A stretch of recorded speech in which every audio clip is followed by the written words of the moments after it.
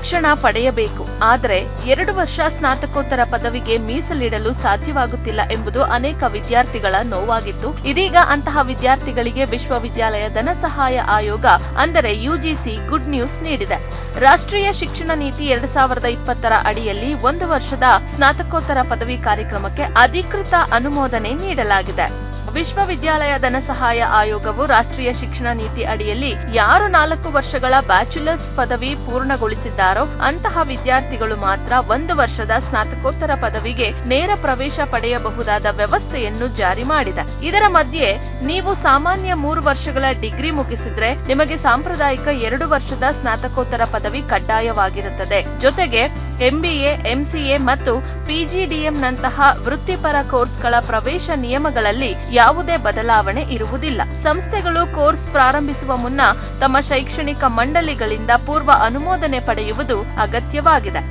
ಇತ್ತೀಚಿನ ಯುಜಿಸಿ ಮಾರ್ಗಸೂಚಿಗಳ ಪ್ರಕಾರ ಮಾನ್ಯತೆ ಪಡೆದ ವಿಶ್ವವಿದ್ಯಾನಿಲಯಗಳು ಹಾಗೂ ಉನ್ನತ ಶಿಕ್ಷಣ ಸಂಸ್ಥೆಗಳು ಮುಕ್ತ ಮತ್ತು ದೂರ ಶಿಕ್ಷಣ ಹಾಗೂ ಆನ್ಲೈನ್ ಮೂಲಕವೂ 1 ವರ್ಷದ ಪಿಜಿ ಕೋರ್ಸ್ಗಳನ್ನು ಆರಂಭಿಸಬಹುದು.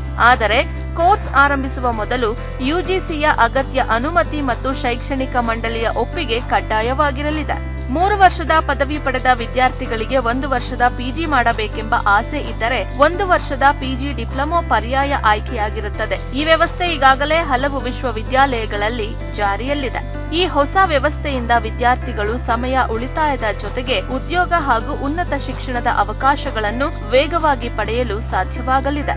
ಆದರೆ 4 ವರ್ಷದ ಪದವಿ ಪೂರ್ಣಗೊಳಿಸಿರುವವರಿಗೆ ಮಾತ್ರ ಈ ಅವಕಾಶ ಸಿಗುವುದರಿಂದ ವಿದ್ಯಾರ್ಥಿಗಳು ತಮ್ಮ ಶೈಕ್ಷಣಿಕ ಆಯ್ಕೆಯನ್ನು ಮುಂಚಿತವಾಗಿಯೇ ಯೋಜಿಸಿಕೊಳ್ಳಬೇಕು. ಒಟ್ಟಾರೆ ರಾಷ್ಟ್ರೀಯ ಶಿಕ್ಷಣ ನೀತಿಯಡಿ ಜಾರಿಯಾಗಿರುವ 1 ವರ್ಷದ ಸ್ನಾತಕೋತ್ತರ ಪದವಿ ವ್ಯವಸ್ಥೆ ಉನ್ನತ ಶಿಕ್ಷಣ ಕ್ಷೇತ್ರದಲ್ಲಿ ಮಹತ್ವದ ಬದಲಾವಣೆಗೆ ನಾಂದಿ ಹಾಡಿದೆ. ಆದರೆ ಈ ಅವಕಾಶ 4 ವರ್ಷದ ಪದವಿ ಪೂರ್ಣಗೊಳಿಸಿದ ವಿದ್ಯಾರ್ಥಿಗಳಿಗೆ ಮಾತ್ರ ಸೀಮಿತವಾಗಿರುವುದರಿಂದ ಪ್ರವೇಶಕ್ಕೂ ಮುನ್ನ ಯುಜಿಸಿ ನಿಯಮಗಳು ಹಾಗೂ ಸಂಬಂಧಿತ ವಿಶ್ವವಿದ್ಯಾಲಯದ ಅರ್ಹತಾ ಮಾನದಂಡಗಳನ್ನು ಪರಿಶೀಲಿಸುವುದು ಅತ್ಯಗತ್ಯವಾಗಿದೆ.